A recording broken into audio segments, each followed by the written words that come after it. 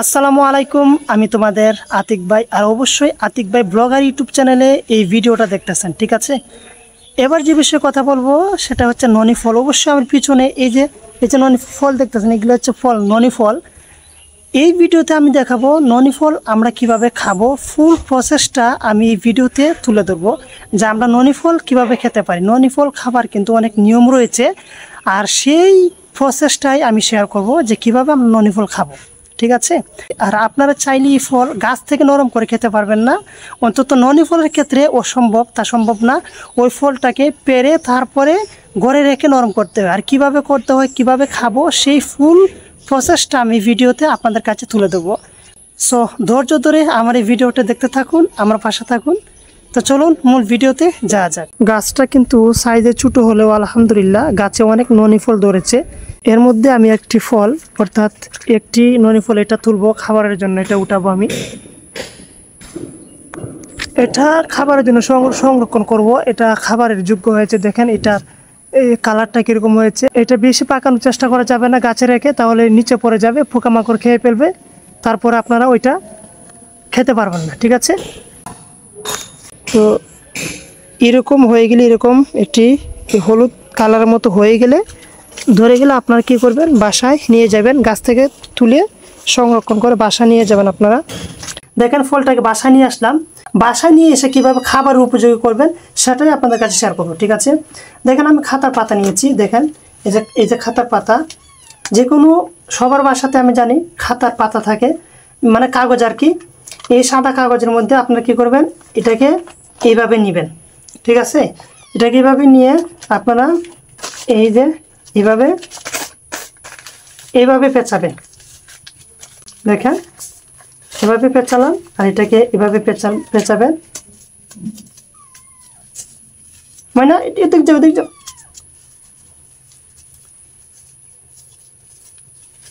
দেখেন আমি এই ননি ফলটাকে এভাবে পেঁচিয়ে নিলাম, দেখছেন কত সুন্দর পেঁচিয়ে নিলাম।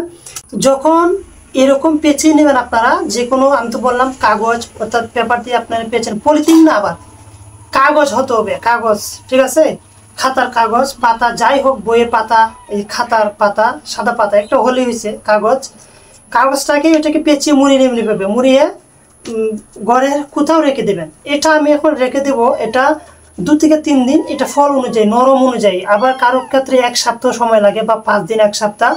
এটা যতক্ষণ নরম না হয়েছে ততক্ষণ এটা রাখতে হবে।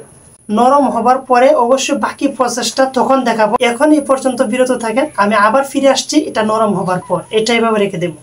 আমি একদম নরম হয়ে গেছে, তুলতুলো হয়ে যে রাখার পরে, ঘরে রাখার পরে 3 দিন ছিল আমার, বেশি দিন রাখি নাই, মাত্র 3 দিনে দেখেন এত পরিমাণ নরম হয়েছে। আমি খুলে দেখাচ্ছি আপনাদেরকে, দেখেন, দেখাও একটু, দেখা তো আপনারা দেখেন এটা কি পরিমাণ নরম হয়েছে। কেমন একটু সামনে আনো, দেখেন আপনারা এত পরিমাণ নরম হয়েছে, এত পরিমাণ নরম, টিপ দিলে দেখেন একদম খুলে করে পড়ে যাচ্ছে। এই হচ্ছে সে আকর্ষণীয় ফল। এই যে এটা হচ্ছে ননি ফল, এই হচ্ছে ননি ফলের কি সুস্বাদু একটা ফল। আসলে যদিও একটু দুর্গন্ধ করে, কিন্তু উপকারের জন্য সুস্বাদু বলতে পারি আমরা, ঠিক আছে। তো এখন আমি কি করবো, দেখেন এটাকে নিয়েছি, এখন পুরোটাকে আমি, মানে আলু ভর্তা যেভাবে করে সেভাবে আমি পুরোটাকে কি করব, এই যে দেখেন আপনারা, ক্যামেরা একটু সামনে আনো, দেখাও ভালো করে। তো এভাবে মাখাবেন আপনারা, নরম হওয়ার পরে মাখাবেন। মাখানোর পরে কি করবেন আপনারা, মাখানোর সাথে সাথে আপনারা পানি দিবেন, অবশ্যই পানি দিতে হবে।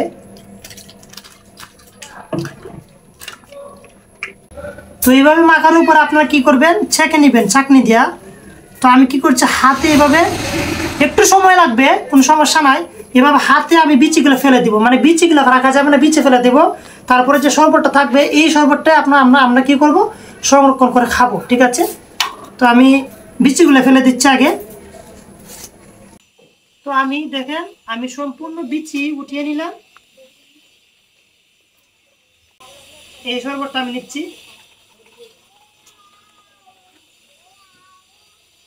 এই হলো শরবত, ফাইনালি শরবত পরিপূর্ণ, আমার শরবত বানানো হয়ে গেছে। আর এই শরবতটা আমার জন্য বানাই নাই, আমি খাবো না, আমার ছোটো ভাইয়ের জন্য শরবতটা বানাইছি।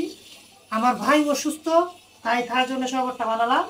তাকে অবশ্যই বলবো যে নাকে ধরে খেয়ে ফেলতে চেষ্টা করবো, যাতে চিনি ছাড়া খেতে পারে। আর আপনারা তো আমি আগেই বললাম চাইলেও গাছ থেকে পেরে টুক করে গাছ থেকে পেরে আপনারা ফলটা খেতে পারবেন না।